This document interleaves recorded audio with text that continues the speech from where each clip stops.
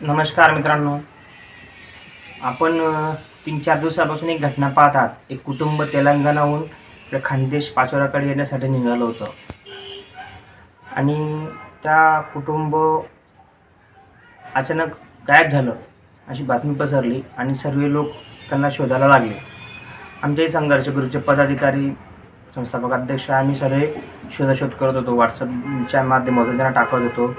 तिकडच्या मलकापूर बुलढाणाच्या लोकांनाही सांगितलं. अचानक काल संध्याकाळी माहीत पडलं की पद्मसिंग पाटील व त्यांच्या पत्नी नम्रता पाटील हे सापडले आहेत. तर ते कोणत्या ठिकाणी सापडले की ते मलकापूरजवळ नजीक एक विहिरीत त्यांची गाडी आढळली. त्या पोलीस प्रशासनाने त्यांना शोधण्यासाठी त्यांना खूप मदत केली आणि त्यांना ते सापडले पोलीस प्रशासनाने. पण हे सांगायचं असं उद्देश मित्रांनो की आज हे तेलंगणा परिवार महाराष्ट्रात येत होतं, जळगावकडे पाचोऱ्याकडे येत होतं नॅशनल क्रमांक 53 हायवेवरून, आणि त्या विहिरीत ते पडले, त्यांची गाडी पडली आणि ते वारले. त्याच्यामुळं फोन नॉट रिचेबल येत होता. तर मित्रांनो, 14 वर्षापूर्वीची घटना आहे. सिल्लोड छत्रपती संभाजीनगर हायवेवर मागेच ST विहीर पडली होती.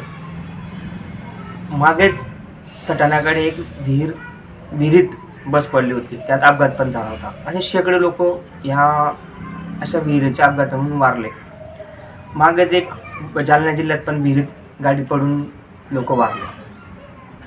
सांगायचा उद्देश असा मित्रांनो की आज जे पाटील दाम्पत्यावर दुःखाचा डोंगर कोसळला आहे आणि विविध ठिकाणी असे अपघात घडतात विहिरीमुळे. माझी शासनाला अशी विनंती असेल की या विहिरीमुळे शेकडो लोकांचे जीव गेलेत. रस्ते मोठे बनत आहेत. पहिले वावर छोटं होतं, वावर मोठं होतं, रस्ते छोटे होते, मान्य आपल्याला. पण आता काय झालं की रस्ते मोठे झाले आणि ती विहीर रस्त्याच्या कडेला आली. माझी शेतकऱ्या बांधवांविषयी कुठे तक्रार वगैरे नाही आहे, कारण की ती वावर तर काही कुठे जाणार नाही, पण रस्ता तिथपर्यंत झाला. पण आपण रोड सेफ्टीच्या नावाने विविध योजना राबवत असतो, विविध काम करत असतो. आपण हजारो करोड रुपये टोल टॅक्स देत असतो, रोड टॅक्स देत असतो. पण आपल्या जीवाचं काय?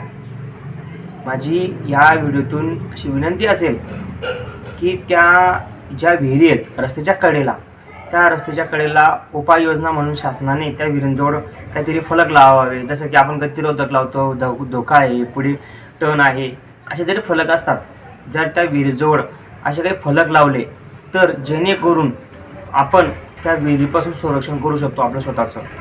दुसरी गोष्ट मित्रांनो, आपण जेव्हा कुठे गाडी घेऊन जातो किंवा वॉशरूमला थांबत असतो किंवा असतो, म्हणजे तुम्हाला विनंती असेल की वॉशरूमला रातच्या वेळेस थांबत असताना, गाडी साईडला घेत असताना त्या ठिकाणी असं जागा नसेल तर तिथे गाडी घेऊ नका झाडाझुडपांजवळ.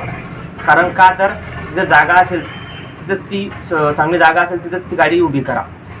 आणि माझी शासनाला विनंती असेल की असे शेकडो निष्पाप जीव जाऊ नये. आतापर्यंत झालं ते झालं, याच्यानंतर असा कोणावरही दुःखाचा डोंगर कोसळू नये किंवा असे काही प्रकार घडू नये. त्या विहिरींजवळ काही ना काही उपाययोजना करा, हीच विनंती. आणि मित्रांनो, आपणही आपली काळजी घ्या. धन्यवाद.